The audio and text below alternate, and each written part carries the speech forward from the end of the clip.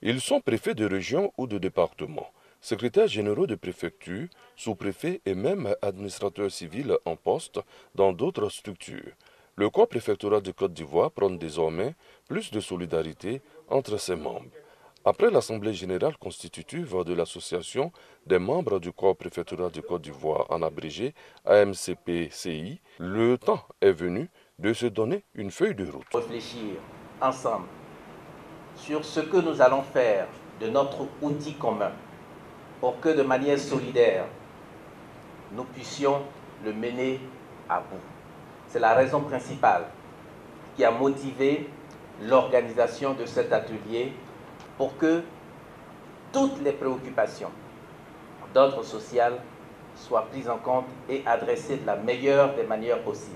Quelle est la situation socio-professionnelle et quelles solutions pour le bien-être social du corps préfectoral? C'est tout le sens des travaux de Yamoussoukro. La hiérarchie encourage l'AMCP-CI. Les enjeux et les défis à relever sont considérables pour réussir et garantir un environnement social qui impacte positivement vos rendements professionnels. Je voudrais déjà à ce niveau affirmer ma confiance au président et aux membres du bureau exécutif, ainsi que mon soutien franc aux initiatives allant dans le sens de répondre aux attentes sociales légitimes des membres du corps préfectoral. La Côte d'Ivoire compte à ce jour 924 membres du corps préfectoral répartis sur l'ensemble du territoire. À l'horizon se pointe la toute première mutuelle sociale de ce corps.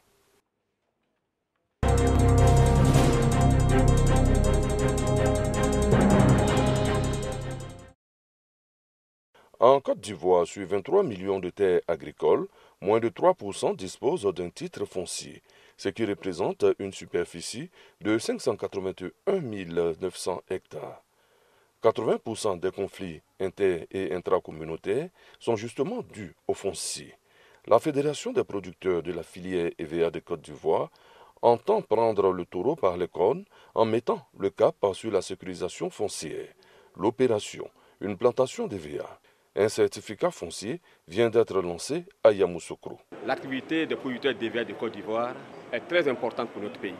Et notre instrument de production, ce sont nos plantations. Je ne connais pas de structure dans ce monde-là qui puisse faire un investissement et qui ne voudra pas sécuriser son matériel de production. Donc notre objectif premier, c'est de chercher à sécuriser le matériel de production des planteurs d'EVA de notre pays. L'opération concerne les 18 zones de production du pays et va durer 1 an. Une aubaine pour les acteurs. La terre a de la valeur. Si on nous permet d'avoir des certificats fonciers pour nos terres, c'est une très bonne chose. Donc j'adhère entièrement à l'opération. Je pense que l'opération est bien posée. Je vais tout faire pour avoir mon titre foncier. En 2020, malgré la baisse des cours de l'EVA, la Côte d'Ivoire a produit 940 000 tonnes. Le prix à Promac en cours est de 316 francs le kilogramme.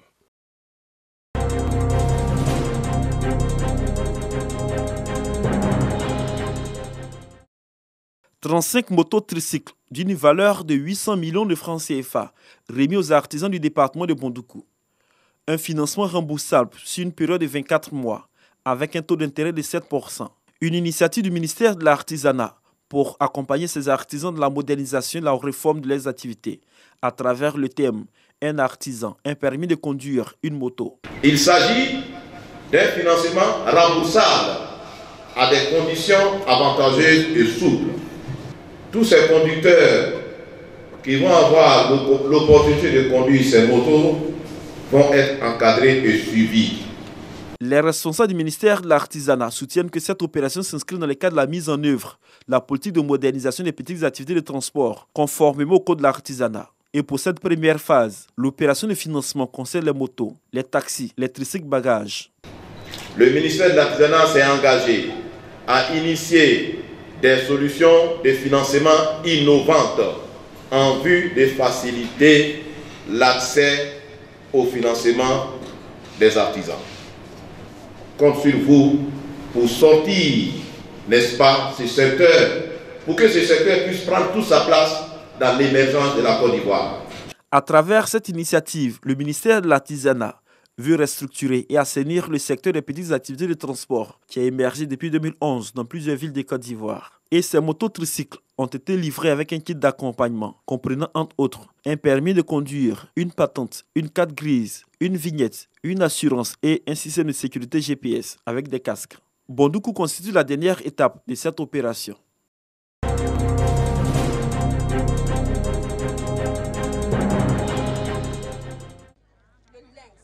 Le sport, facteur de l'unité et la cohésion sociale. La Fédération ivoirienne des randonnées pédestres et de bien-être pour tous s'en servent pour plusieurs raisons. D'abord, pour le maintien de la santé et la promotion des valeurs du leadership féminin.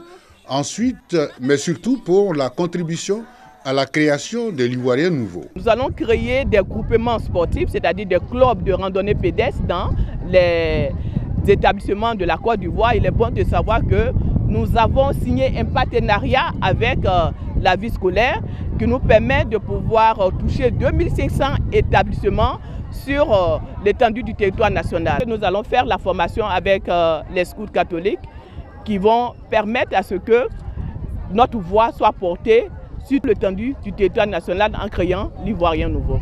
Une rencontre initiée à Yamoussoukro consacrée à des activités sportives, mais aussi aux panels et séances de formation, avec possible l'association des scouts catholiques de Côte d'Ivoire, dont les femmes issues de toutes les sections locales ont effectué nombreuses le déplacement. On veut être des ambassadrices des ODD en Côte d'Ivoire. Et encore, emmener ces cheftaines-là qui sont là, présentes, à pouvoir développer leur leadership, renforcer leurs capacités, avoir des rudiments nécessaires pour pouvoir mieux s'implanter au sein de notre association. Autorité locale de Yamoussoukro et cadre du ministère des Sports apprécient l'initiative. Ces femmes-là représentent une force. Il est temps qu'elles prennent conscience de ce poids qu'elles représentent et qu'elles se prennent en charge et de ne pas attendre que ce soit les hommes qui portent leur message. Et donc il faut qu'elles se battent pour leurs droits.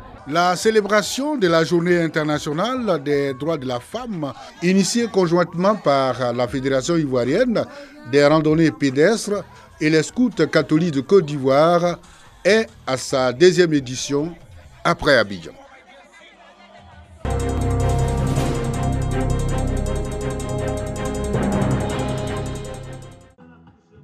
Le sport facteur de paix et de rapprochement, dit-on. Cette citation, la municipalité de Bouaké en fait la sienne. Pour joindre l'acte à la parole, les responsables de la mairie, en partenariat avec la direction régionale des sports, ont initié un tournoi de Maracana féminin. Tournoi auquel ont pris part 5 équipes issues des différentes directions régionales de l'administration, des associations, des ONG et des médias. L'activité s'inscrit dans le cadre de la Journée internationale des droits de la femme.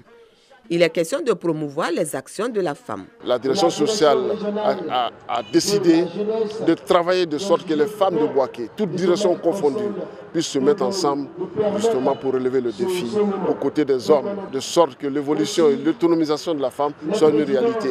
En Côte d'Ivoire, surtout à Bouaké où nous sommes. La représentante du docteur Mariam Kone, marraine de la cérémonie, et les participantes sont heureuses de cette initiative. À mes sœurs, qu'elles se disent que elles peuvent faire tout, c'est la volonté. Et quand tout ce que les hommes font, les femmes aussi peuvent le faire. C'est bon de savoir que les droits de la femme sont célébrés. Je pense que c'est une fierté pour nous et c'est une opportunité pour toutes les femmes. Cette journée a été meublée également par des séances de fitness et de collecte de sang pour le bien-être des populations.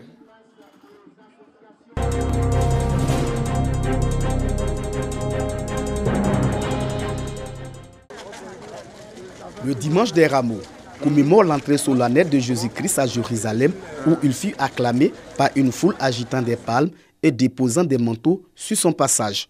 À Bouaké, les fidèles chrétiens ont célébré la fête des Rameaux qui annonce la Semaine Sainte. La Semaine Sainte précède la Pâque et est la dernière partie du Carême.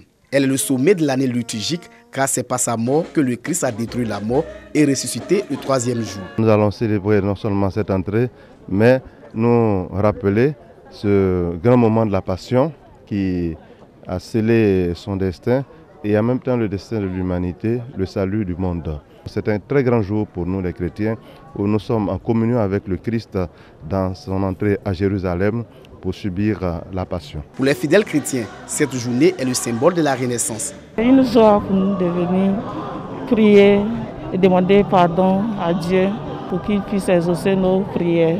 Présenter notre joie au Seigneur et que tout ce que nous allons entreprendre soit vraiment réussi et béni par Dieu lui-même. La tradition chrétienne veut que l'on apporte après la messe les rameaux bénis pour orner les maisons, un geste de vénération et de confiance envers le Christ.